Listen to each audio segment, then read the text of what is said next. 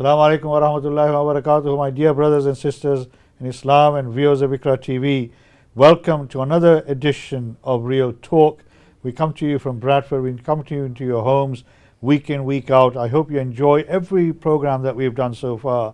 And this program is about you, the public out there, Muslim, non-Muslim, to try and inform you about some of the issues which all of us in our day-to-day lives come across. Some very important, some informative, so that we are aware of what is happening in and around our communities. So this program only functions as a consequence of the issues that you bring to our attention.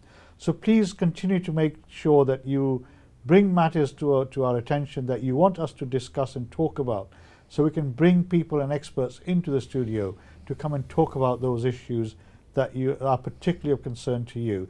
Today, I'm really privileged to have two of our IQRA TV's friends who've been here before on a number of occasions, and you will know them. They're very familiar to you, and they're both Bradfordians, or one is not Bradfordian. He comes all the way from the Lake District, you know, the coldest part of the country.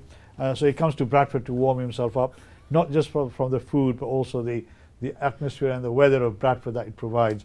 And I'm really happy to have Mohammed Dalich, who is here from the Bradford Hate Crime Alliance, and Ishtiaq Ahmed from the Council of Mosque, both of them very well-known figures in not only in this area. Ishtiaq I've known for many, many years. I have a great deal of respect and admiration for the work that he's been doing. Mohammed, we have met him here on this program a couple of occasions, does enormous amount of work around hate crime in the Bradford district, and we spoke to him about anti-Muslim hate crime in general as well. So welcome, Assalamu alaikum wa rahmatullahi wa barakatuh, both of you. Really nice to have you here today. Ishtiaq, you've been to Pakistan and come back all recharged and refreshed, so you must be fighting fit at the moment. Pakistan was a wonderful visit. Good. Thoroughly enjoyable. Right. I immersed myself in the village life. Excellent. And enjoyed all the festivities that the village has to offer. The village has to offer. Excellent. And Mohammed, have you been anywhere? I was in the Yorkshire Dales walking all weekend. Oh my goodness! So enjoying the beauty of the Yorkshire Dales. So you left Cumbria, yep, where you live, and you did yep, you did the Yorkshire Dales bit. Yes, I took a group out to show them what the beauty is around Yorkshire and enjoy the beauty of walking. MashaAllah, very. There's a group called Cramblers, which is a that's Kashmiri right, yeah, group, yes, of people who go walking on the weekend. Apparently it's quite a popular group. But anyway, the reason why we're here today, the government recently announced, again for this financial year, funding to be available to places of worship and for security purposes. This is not a new fund. It's been going, this is the third year running, and it started with £800,000 a few years ago. It's now been put up to 1.6 million. The fund is available to all places of worship, whether it's a Muslim place of worship, a Hindu, Sikh, Christian place of worship, etc., where the place of worship may feel that they're under siege, they're victims of hate crime. So it's called the security funding for places of worship, and this fund is available to institutions, particularly places of worship where actually worship takes place. It's not available to schools and other places of education or community centres, etc. And the idea behind it is to provide these organizations who run the mosques and the madrasas and the gurudwaras, sorry, not the madrasas, the madrasas as well, I suppose, yeah, the gurudwaras and the Hindu temples, the opportunity to put in place security arrangements so they can protect themselves. And as I say, it's 1.6 million, and there are different sort of criteria for applying. And at the weekend in Bradford, the Bradford Council of Mosque organized a conference on this particular topic, where they had speakers from the Home Office, from the Fire Service, from the police, the PCC, the Police and Crime Commissioner was there, explaining the purpose behind this. And that is why I invited Ishtiaq and Mohammed to come and talk about this and explain to our viewers, and particularly those who run places of worship, about how they can access this fund, which is available from the Home Office. So, I mean, Ishtiaq, I attended the conference. It was a fantastic turnout. We had people from Grimsby, from Newcastle, I understand, from Manchester, who attended this conference. Over 100 people turned up from all faith communities, which is really good to see. How did you? What made you, the Council of Mosque, take this initiative to put this conference on? Well, a number of things. Right. Firstmost, given the incident in Christchurch, and most recently in Sri Lanka, and only this week San Diego. What is interesting about all these three incidents is that places of worship were specifically and particularly targeted. And I think that has actually suggested to us that we also in Britain, our places of worship are also very vulnerable. The government, as you have said rightly, that this fund has been around for the last 3 years. But we also know that there has been very poor take-up of this fund by faith institutions. And there's particularly the non-Christian community. Non-Christian communities and particularly Muslim community. Yes. And so the question is why? Why that may be the case?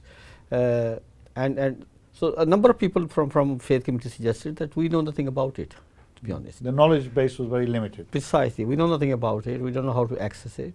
We don't know what help is available. And we would like to make our places of worship safe, make our congregations safe. We would like to access this fund, but we need more information about it. So the conference was about to give people information. To empower them. Yeah, give them information and say to them, look, it's a small fund, 1.6 million. 1.6 million, yes. Which is basically not even sufficient for Bradford, and it's a national fund. But important thing is that this seems to be a recognition on the part of the government, at least, that the faith institutions are as vulnerable targets for violence and violent activities by extremists, and therefore faith institutions also need looking at it. That recognition to me is very important. Well, yes, as you say, it's the 3rd year running, and the first year, as I said, was £800,000 was earmarked. Not all of the fund was used up because many organizations were not aware of it. In fact, probably 80% of faith organizations were not aware of it. But I mean, the criteria they've set, obviously, as to who can apply, we'll talk about that. But this is, as you say, this is to make premises secure, the congregation secure, to provide safety. And that implies that obviously that there's hate crime taking place at this moment in time. The extent of hate crime in Bradford, not just hate crime on individuals, but institutions. I mean, you probably capture that data and that information.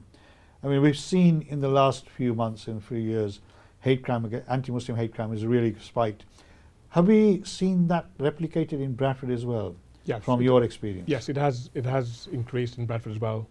Faith-based hate crime, and particularly anti-Muslim Islamophobic hate crime. Right. And Bradford Hate Crime Alliance a few years ago did a survey around anti-Muslim hatred, and that highlighted some of the issues around anti-Muslim hate within the district. So again, sort of backed up by research locally around hate crime, and also manifesting itself in terms of some of the mosques and buildings and madrasas where people have experienced, either individuals or the buildings themselves have experienced hate, where they've had windows broken or graffiti and so on. So that has clearly occurred over the last few years. So obviously, as Ishtiaq says, recognition by the government that the Muslim places of worship are vulnerable and have been targeted in itself is a good thing, as you said.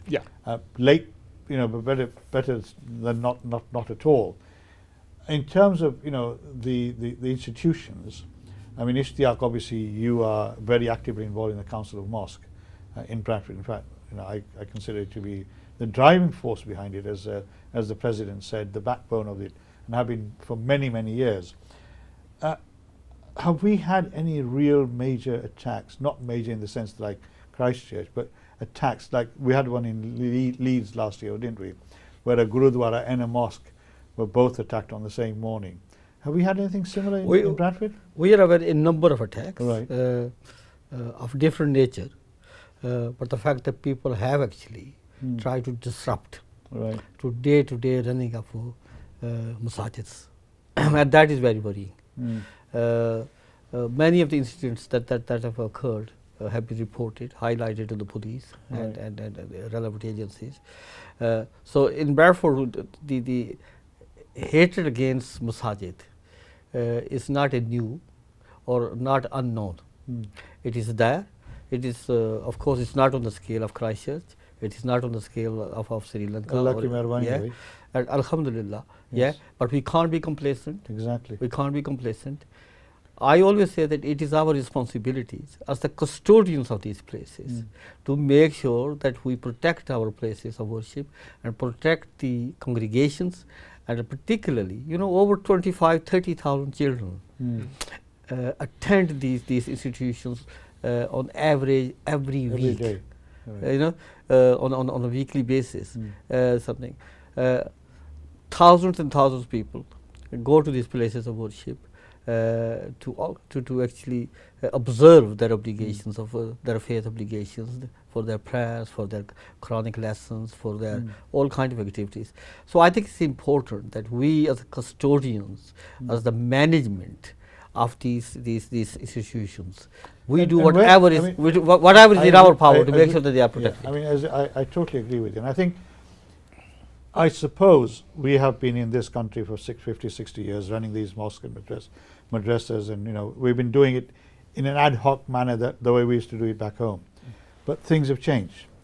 That point you raise about the guardians and the custodians, what responsibility do management actually have for safety and security and well-being of whoever uses that building, in terms of safeguarding, in terms of, you know, fire precaution, things like that? Because I think there's an enormous amount of complacency in our community. You know, Allah ki marzi, Allah bade meherban hai, you know, Allah ki marzi sab kuch chalega. But there are legal implications, aren't there? We have responsibilities for managing these buildings and managing activities within these buildings. We have legal responsibility according to health and safety legislation in this country. We have legal responsibility in terms of safeguarding, preventing abuse taking place. We have legal responsibility to make sure that there's no external threat to these institutions. So these are legal responsibility as well as moral responsibilities as well. Yeah, and for me, I think it is our Islamic responsibility to make sure that these are places of worship. We call them houses of God, houses of Allah. We are the custodians of that. It is our firstmost responsibility to make sure these places are safe. They're safe both from internal threats as well as from external threats. Those who go for worship, those who go for education are able to do so in safety, with a peace of mind, something, and in a what I call the mind of happiness, and welcoming. That is our responsibility. One of the issues that I have after coming is that people usually say to me, okay, what's the role and responsibility of the police? I was just going to ask you, what is the management committee? What's the role and responsibility of the police? What is the role and responsibility of the council? What is the role and responsibility of fire services? I always say that the responsibility starts from us. We must provide the leadership and the ownership. Then we go to these services and ask them for help and advice and support. But we cannot actually pass our responsibility on to other support services, other agencies. And do you think that is the mindset that we have, that we need to change fairly quickly and urgently? Well, it's a mindset that is changing, but I think we need to we make sure that it's widespread. This ownership, this taking responsibilities, and saying these, after all, these are our places of worship. I mean, in Bradford, there's lots of mosques by the grace of Allah, right, places of worship. You have contacts with every one of them, so you know every one of these people who are involved in running the masjids. How many, in your opinion, actually understand that responsibility that they have? Do they really realize what legal responsibility they carry on their shoulders when they become chair, deputy chair, treasurer, secretary, whatever it is? Well, two things. One is that masajid community is very diverse. If you look at the many of the mosques and madrasas, majority of them are small scale operations. All run by volunteers. 30, 40 congregation plus 20, 25, 30 children receiving their education, one or two people managing the entire affair. run by volunteers. Yeah, I think their motivation is to offer a service to the community. Oh, definitely. Yes. Okay, I would say that in majority of those cases, those people probably they have good motivation. Their nia is great, but whether they actually understand the legal obligations, I would say they don't. They don't. Yeah. Then you have large setups, purpose-built mosques, multi-million affairs. Yeah, I think they are increasingly becoming more aware of their obligations, but still we have to do more work. What we are saying is that it's not good enough for us to say that we have no knowledge. We have been able to raise millions and millions and millions of pounds to build beautiful structures. Yes. Bradford is presented as a city of domes and minarets. Yes, it is. Beautifying the landscape of Bradford. Yep. So if we had that vision, we should also have the vision of doing whatever is necessary to make sure these places are safe. So we need to professionalize the running of these institutions. I mean, which I think is absolutely fundamental, because I think for years and years and years we have been complacent. By the grace of Allah, we've not had anybody, really sort of being confronted by some of these legal obligations. There have been, around the fringes, but as responsible people who run mosques and madrasas and faith institutions, just becoming a chair, deputy chair, or member of the committee or the trustee in itself is not sufficiently enough. You need to actually listen to what Ishtiaq is saying and go back and learn what are your real legal responsibilities and obligations. So I mean, coming back to that, I mean, obviously hate crime, as you say, is going up in this country, unfortunately. Can I just bring another dimension? Just yeah. Go on. And it's a connected point to go what I was saying. One is that it's not just understanding the obligations, it's fulfilling them. But that also requires that in our annual budgets, when we are trying to say this is how much we need to maintain this masjid, this is how much we need to pay the imam, this is how much we need to pay the staff.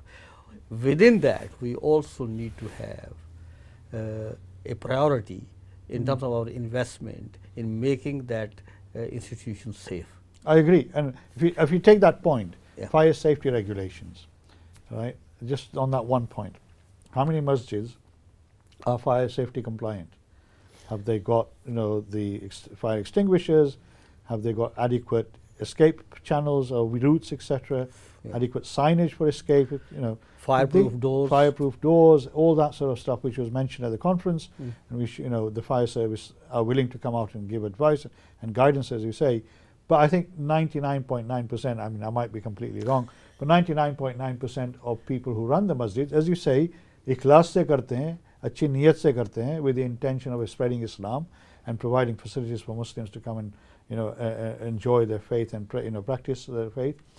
But in reality, some of these factors are beyond some of these people. I mean, I've been on committees many years ago, and I never thought about it until very recently. So this is a really important issue.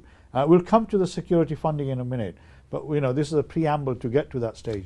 But in terms of beyond that, the securitization of the masjid itself, Christchurch was an eye-opener for many of us. I mean, when we walk into a masjid, we face opposite the door, so we don't know if anybody walks in, right? And therefore, the security issue is absolutely fundamental and vital. The most famous case in this country was Britain first walking into a Bradford mosque, wasn't it? Coming in and confronting people. And distributing leaflets. And distributing leaflets, right? They walked in with their shoes in, and that actually became a watershed for many of us. In terms of, I mean, we've seen a huge rise in far-right activity. From your intelligence, do you fear something similar happening, not Allah forbid at the Christchurch level, but another invasion of a mosque by far-right groups in this area, in Britain? There's always that risk. Right. There's always that risk of something similar happening. But I think it's about how we prepare the congregations, the mosques, the committees, the management, in terms of how they respond. Right. just in terms of major incidents, but also just sort of little incidents, because those little incidents can build up to those bigger things as well. So it's about how do you sort of, the conference address how the mosques sort of look after themselves in terms of as mosques and madrasas, and also places of other worship. But at the same time, how do the congregation understand, because it's about how do they identify small elements of hate crime, because one of the things we're looking at doing this over the next year is how do we go into the mosque and just raise awareness about hate crime, and just getting people to recognize it and report it, because a lot of people still don't recognize it, and if it does happen to them, they just think, well, it happens all the time, let's just ignore it. But we know of a few cases in Birmingham where people coming back from prayer have been murdered. Yes, they've been attacked and murdered, yes. So it's about how we make people aware about what's going on around them in their surroundings, who's walking around, what they're doing, who's driving around, who's sitting around. So people, and even children, because again, we have hundreds of thousands of children going into mosque and madrasas every evening. And again, as you say, the doors are left open. The holy month of Ramadan coming up, everybody will be leaving Tarawih till late, early in the morning. Front doors will be left open. Everybody will be in prayer and reflection. Yes. So again, it's how do you sort of address some of those safety, security issues? Getting that balance right, isn't it? Exactly. So getting the balance right between safety, security, and our worship and our daily sort of rituals that we need to carry out. But making sure every individual is aware, children are aware of what hate crime is, women, our sisters need to be aware as well, because again, one of the issues we're finding, a lot of our sisters and mothers are not reporting any incidents that are happening to them. And they've been proved to be most vulnerable. Exactly. Because they identify as Muslims. Exactly. Right. And we want them to report, even if they don't want to go to the police or any agency, to report to us anonymously, so at least we can address some of those issues, gather that intelligence so we know what's going on and address some of those issues. We're coming to a break now, so we're going to a break. I hope so far you found this really enlightening and interesting. It is a serious issue today that we're talking about, and not that the other subjects have not been serious so far. But this is really something after Christchurch, after Sri Lanka, and and in America, as we see, places of worship are increasingly becoming targets. So we need to talk about this, and we will come back to the security funding and how institutions can apply for that. Please have have a tea, coffee, whatever it is you want, and we'll come back soon, inshallah. Take care. Assalamu alaikum wa rahmatullahi wa barakatuh.